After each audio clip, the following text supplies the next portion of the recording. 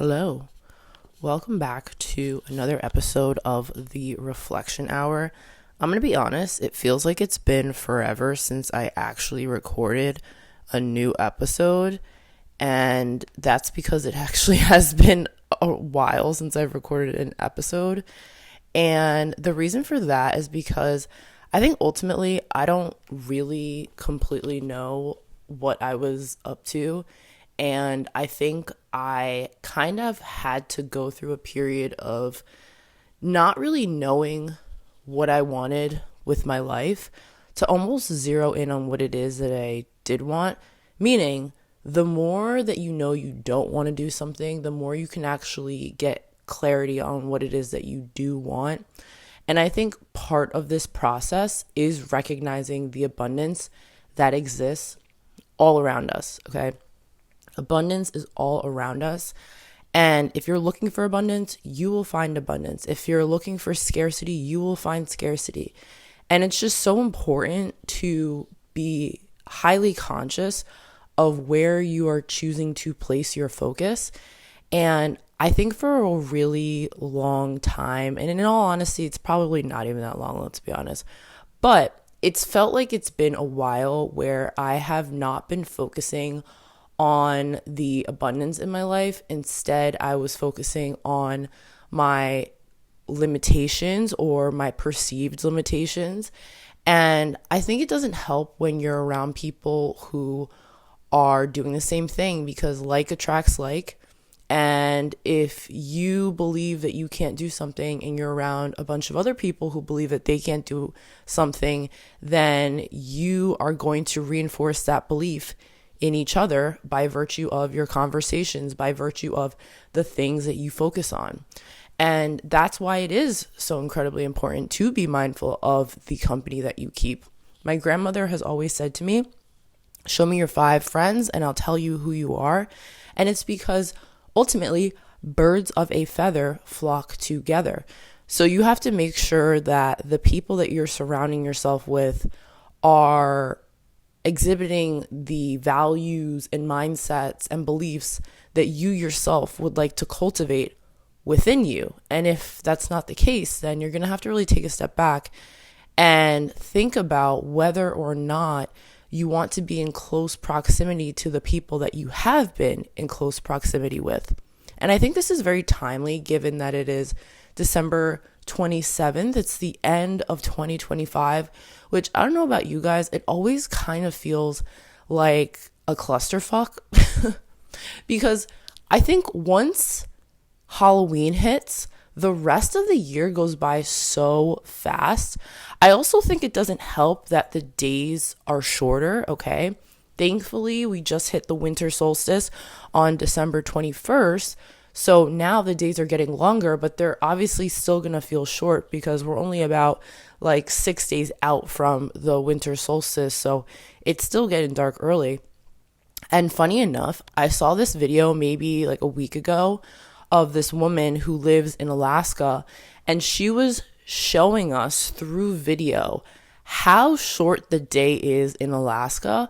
And I honestly can't believe that because I would not be able to live in a place where I'm getting like 6 hours of daylight during the winter. Like, are you kidding? I might be stretching it, honestly, because I think the sun finally came up around like 10:15 a.m., but then it was down like fully dark by 4:44 p.m. So that's not really a long time to have a lot of sunlight. And it just seems really depressing, especially for someone who was born in the summer, loves the summer, definitely gets seasonal depression. Just that's not my vibe. To add on top of that, it was negative 40 degrees. So, Alaska's never going to see me in the winter. That's just the cold hard truth about that. Anyway, so when it comes to this time of year, it's a really great time to reflect. It's a really great time to start anew and to let things die that are not supposed to go with you into the new year. And I think in a lot of ways, that's why I really like winter. At least that's what I'm coming to love about winter, is that everything is dead in the winter, okay? You don't have little plants that are budding that would bud in spring, or that would bud in summer. All right. The winter time is a time for clearing out the old to allow the new in, so that by the time springtime comes around, those things can actually bud, and then they come in bloom and they are fertile and all that into the summer, into the fall for some. And you kind of have to think about yourself like that, right? We all go through seasons of life, and maybe you want it to be summer, but you're in your winter. Maybe you want it to be fall, but you're in your spring. And you kind of just have to go with the flow of your own life and recognize the season that you're in, and not force the season to be something other than it is currently. And this is where being mindful and being appreciative of what is comes into play. And that also opens you up to really enjoy the abundance that exists all around you. So this morning, I decided to pick up this book, The Success Principles by Jack Canfield. I have a bunch of books in my room. This was a book that's next to my bed, and it kind of caught my eye. I was like, you know what, let me just read it. And of course, there's something in it that is relevant to what I wanted to talk about today.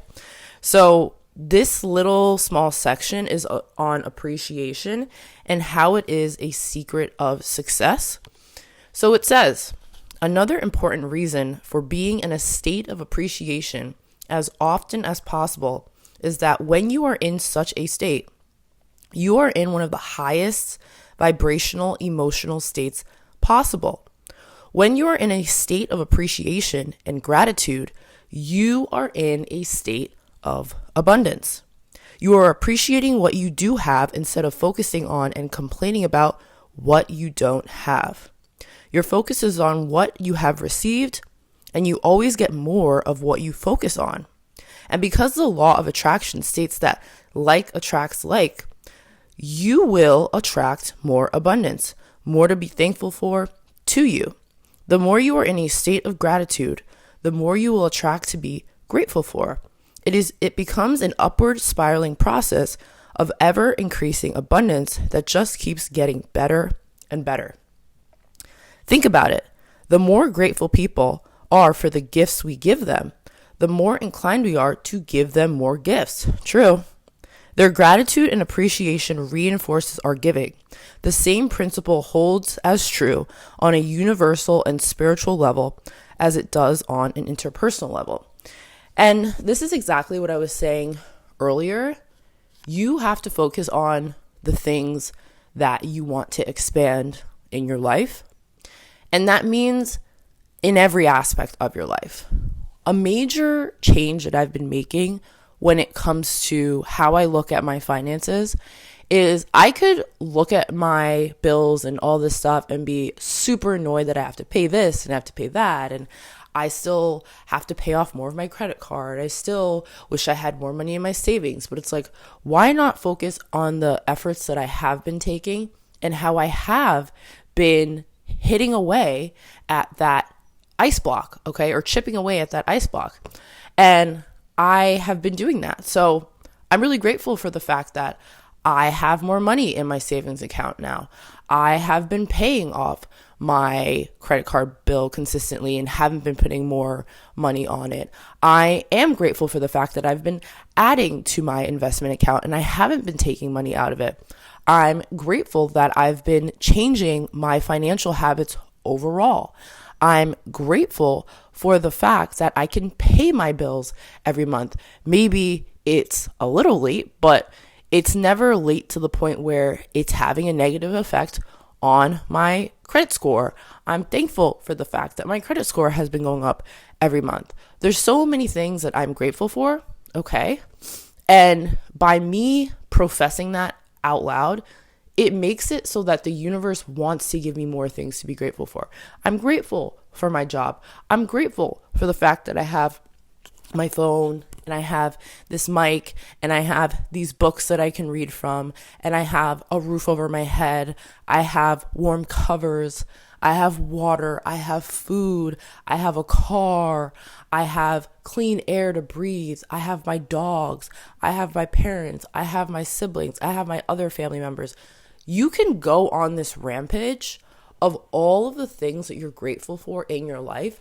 And I promise you, the more that you do this, the more that you are going to feel good. Because who feels bad after doing a rampage of all the stuff that they're grateful for? No one feels bad, okay? Everybody feels good. That's the whole thing, all right? Because you're charging yourself up with things that are awesome about your life. And sure, maybe I'm not in exactly the situation that I would like to be in long term. There's still things that I can be grateful for in my life. And when I'm resonating on that vibration, when you're resonating on that vibration, you are attracting more things into your life for you to feel that great about. That's the reality, okay? And if you try it on the opposite end, when you complain, when you nitpick, when you are judging, you're going to see that there's more things in your life to complain about, more things to nitpick, more things to judge. And it's like, why would you do that? I think, in all honesty, like, we have been socialized as a society to focus on the bad. And I think we're conditioned that way through things like media, through the news, which is obviously a part of media, through the negative mindsets and beliefs of our family members, of our towns, of our communities. And it's like, at a certain point, you can decide to do things differently. You don't have to do something just because that's the way it's always been done, you know? And I've been thinking about this in the context of my life with my career.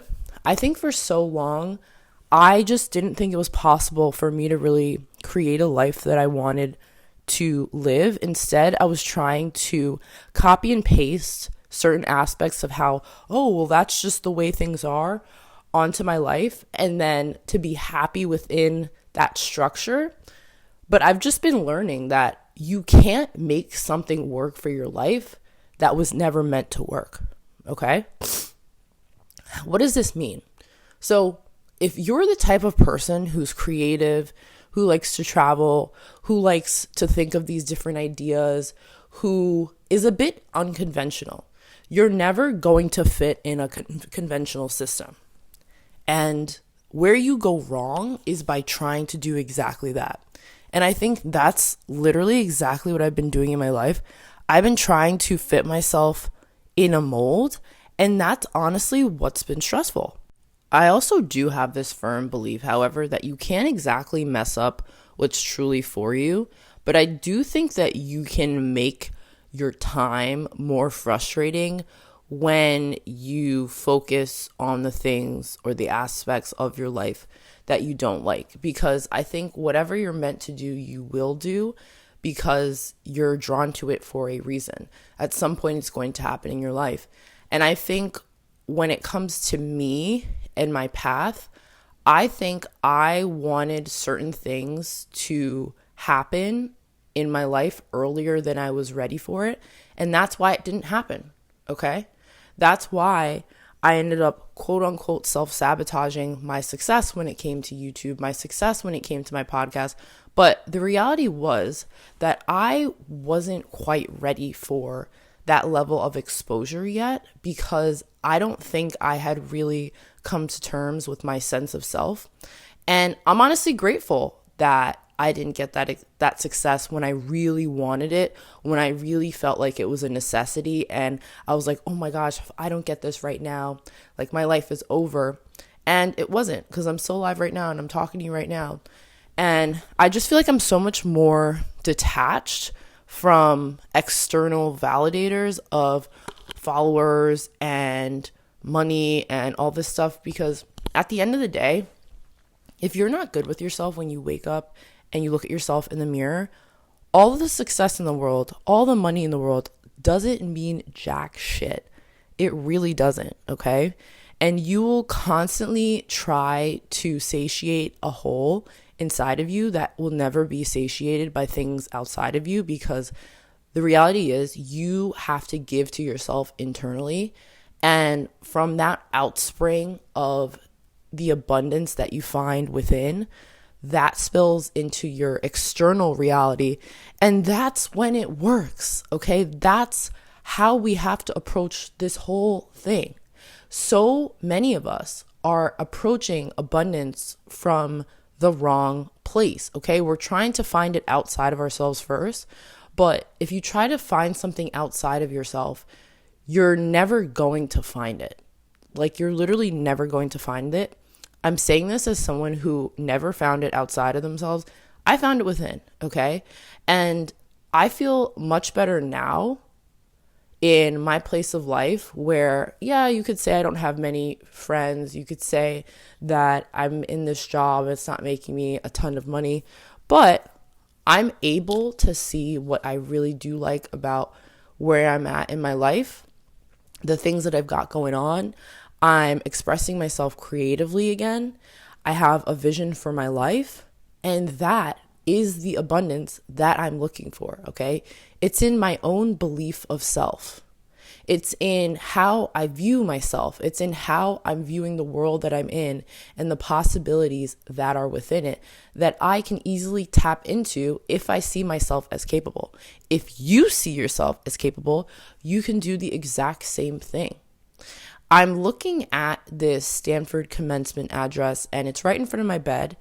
And every day when I wake up, I see it, okay? And it's just so great.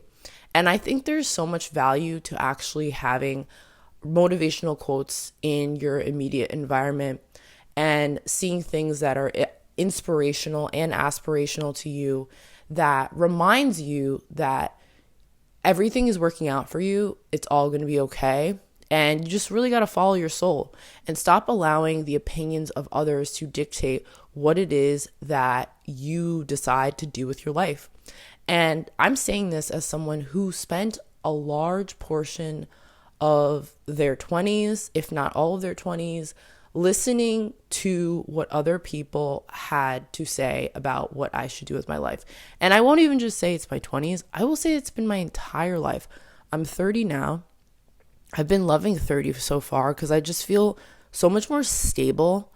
And I also feel as though I have a stronger sense of self now. And I genuinely just don't care that much about what people have to say about what I'm doing with my life, the direction that I'm going with in my life, and all of that. And I think that's such a blessing because it felt like for so long I was burdened by this desire to please those around me, even though those around me weren't even necessarily pleasing themselves and setting a good example for me. And I don't even fault them for that. Like I said, I think society has done a number on us, but just because society has done a number on us doesn't mean that we have to be victims to it. Okay? So I'm going to read this short excerpt that I'm looking at right now. Your time is limited. So don't waste it living someone else's life. Don't be trapped by dogma, which is living with the results of other people's thinking. Don't let the noise of others' opinions drown out your own inner voice. And most important, have the courage to follow your heart and intuition. They somehow already know what you truly want to become. Everything else is secondary. And again, this is Steve Jobs' Stanford commencement address from, I believe, 2005. It doesn't say it on this plaque here. But I just love that. I think it's so great. And again, it speaks to that truth that abundance is all around you, okay? If your time is limited and you actually live the life that you truly want to live, you're going to find things to do, one, but you're going to find things to be grateful for, and you're going to find ways to create as opposed to constantly being in this loop of consuming things that aren't necessarily helping you get to where you want to go. And right now, I'm actually on the first day of a 3-day juice cleanse, which could end up being a 5-day juice cleanse. I'm not entirely sure. I got 3 days to start. I figure I'll see how I feel. at the end of the third day and decide whether or not I want to do another 2 days. But the reason that I decided to do this is because I recognize within myself that I really need a reset going into this new year. I think when I look at myself in the mirror and I really analyze my own energy, I can see how I have been really stressed, and how one of the ways that I've been dealing with stress is that I've been eating a lot of sweets. I've been eating a lot of food in general that hasn't exactly been the best for me. And I've had a very all over the place sleep schedule. I have no real consistency in terms of when I wake up, when I go to sleep. Sometimes I go to sleep really early and wake up really early. Sometimes I go to sleep around like 10 and then wake up kind of early, like 7. Sometimes I go to sleep later and then wake up at like 9:30 and then go to work. Sometimes I just don't set an alarm whatsoever. It totally depends. And I think it's not really the best idea to not have a consistent schedule. I think it throws your entire body system off kilter. And I have really been feeling that. And I guess in a lot of ways, I haven't wanted to be honest with myself about how I really feel about the setup of my life and what I truly desire. And this next week, I have off from work. I'm on PTO. And what I really like about that is it's a really nice reset along with the juice cleanse. And I kind of decided to do the juice cleanse this week specifically because I knew I was going to be off. And to just kind of reset my baseline and really think about what type of schedule do I really want to have moving forward? What type of life do I really want to have moving forward?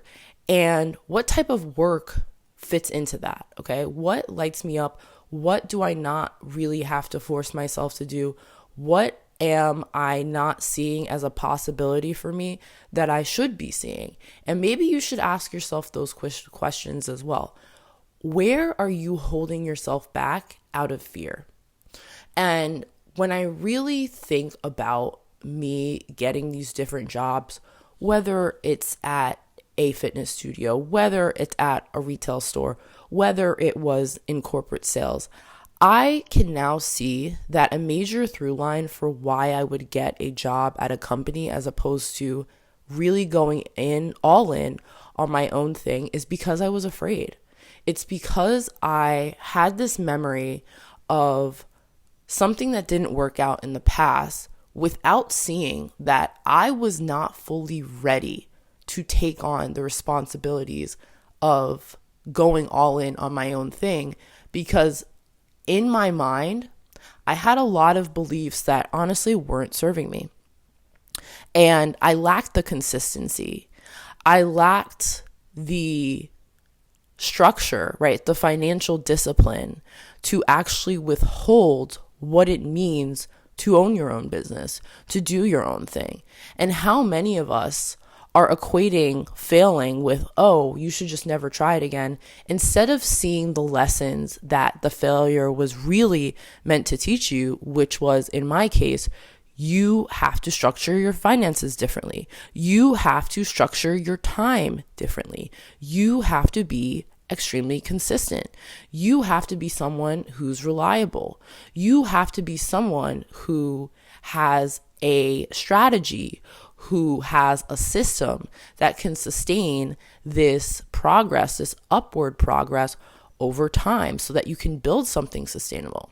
And that is me actively seeing the abundance that is in my life. Okay. That is me looking at the failure from a different perspective, which is allowing me to actually garner those lessons and move forward in a way that is positive, that is allowing me to actually create the life that I truly desire. Because deep down, I know the life I really desire, but I've been too afraid to actually say it out loud and start walking in that direction. But the funny part about it is, I've always been walking in that direction because I've always been creating content. I've always been thinking of these different ideas. I've always been doing these things. I just hadn't been doing it consistently enough whereby I could reap the rewards of it. I wasn't professing it and saying, this is what I'm doing, I don't care, I had too many plan Bs, plan Cs. And if you have a plan B, a plan C, a plan D, then why should plan A work out? And I have to be honest with myself about that, right? I have known what I've wanted to do for so long, but I allowed other people to get in my head, but really I allowed myself to get in my head, because those people only show up to doubt you because you are doubting yourself, right? Like attracts like.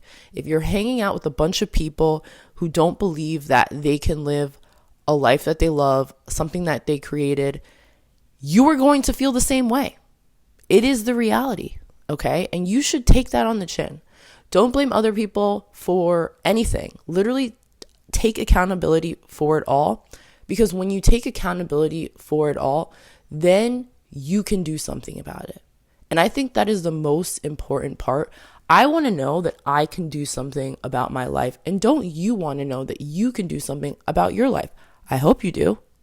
And if you don't, ask yourself why that is. Like, what do you gain from being a victim in your life and being a victim to your life, as opposed to rising above it and being the victor of your life? I'm really excited to see how this year pans out. I'm already feeling really, really great about the energy that I'm in and the things that I'm noticing about my reality and the power that I have to actually change it. It's pretty exciting, I won't lie to you, because like I said before, I just couldn't see so much because of the mental state that I was in and because of the beliefs that I was holding on to, that I was resistant to let go because they were comfortable. And I just see myself being in a much different place next year than I am right now. And to me, that's really exciting. I think I'm going to be in a much different place in the next 6 months than I am right now. And I just foresee myself fully branching off on my own and creating a business that I obviously am working on full time and not working for another company. And to me, that's really exciting, because I've kind of been toying with the idea of like, oh, maybe I just need to get a different job or this or that. But I'm like, I've already tried that.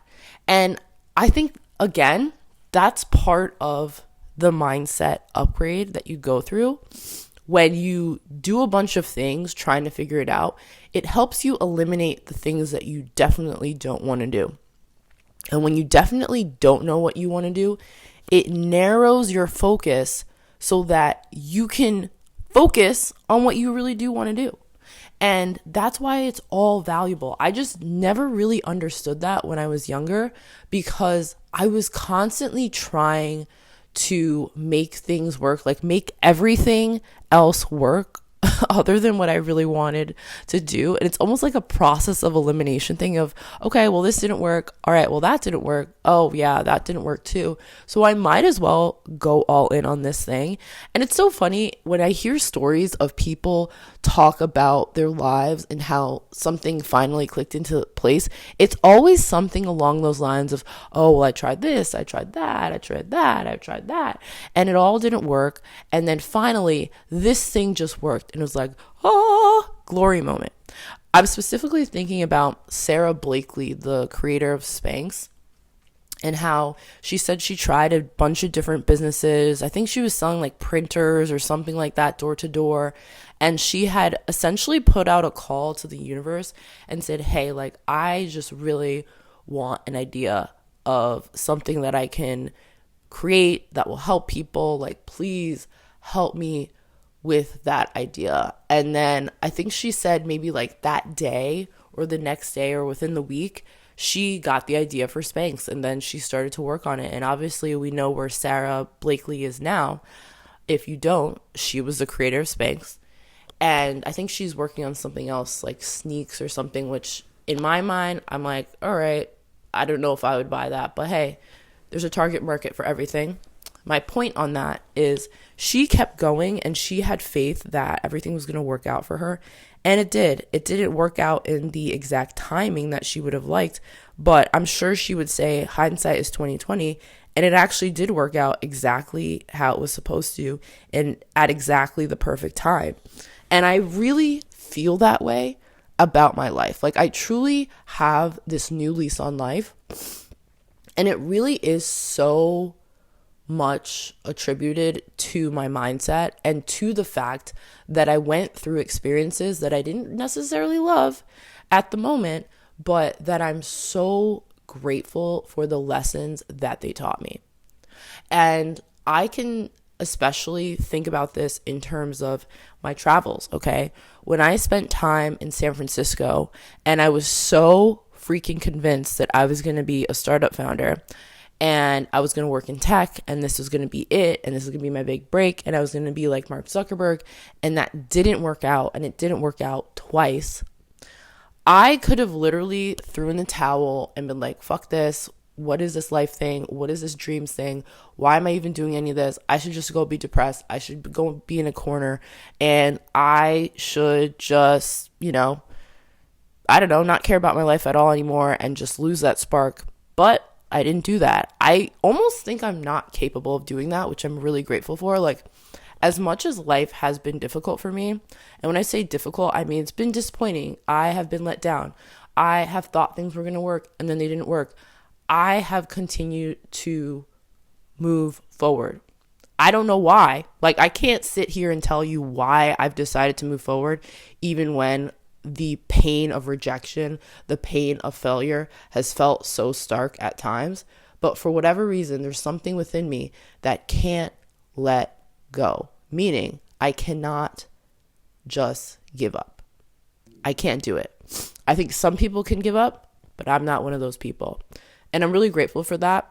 And it's caused issues for me because I think people have tried to get to me and have tried to get in my way and have tried to stop me from, I guess, recognizing my own power. But that was never my fate. And that doesn't have to be your fate either. Ultimately, when people, places, and things come up against you, it's because you're way stronger than you think. And those people, places, and things have to test you so that you can see your own potential and move forward, okay? You can tap into that inner abundance that you have and actualize it externally. That's what we're supposed to do. What we have in us, okay, that is God-given. We are supposed to take that God-given ability, that God-given spark, and spread it like a wildfire. And if you're not doing that, why? Ask yourself why. And be honest with yourself about that.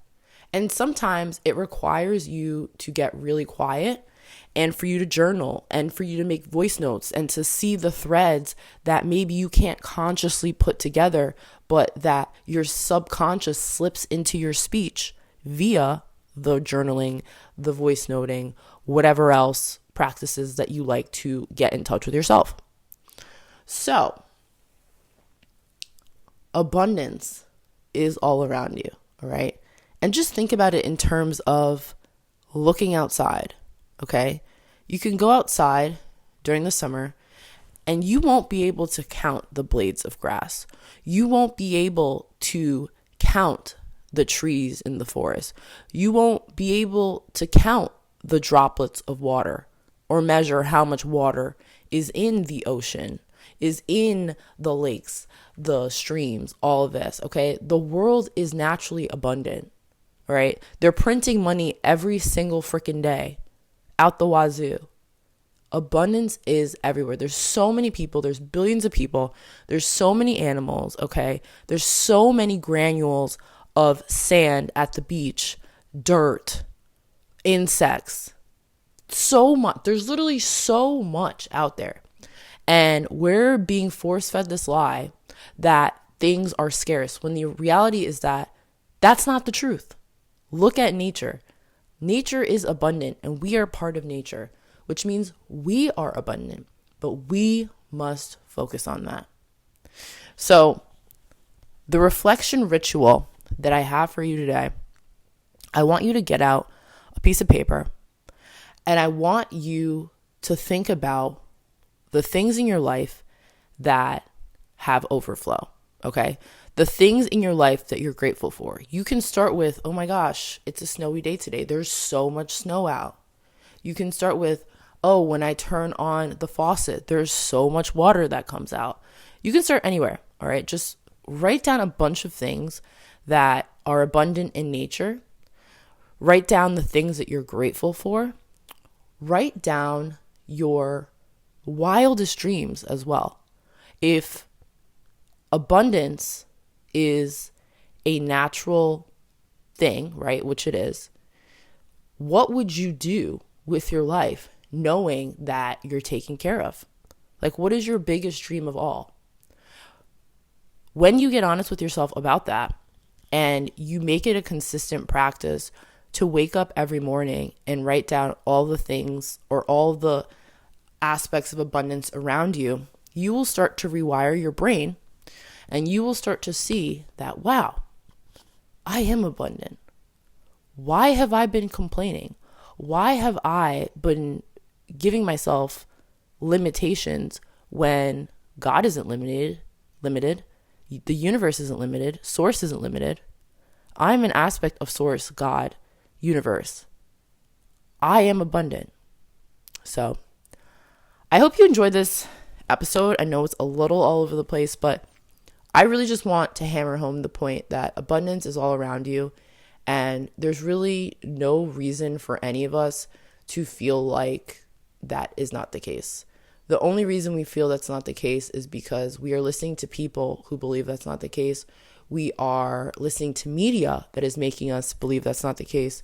And we are focusing on the things that we don't like in our life instead of focusing on the things that we do like in our life. And yes, it might take a few weeks, a few months to fully rewire yourself to think this.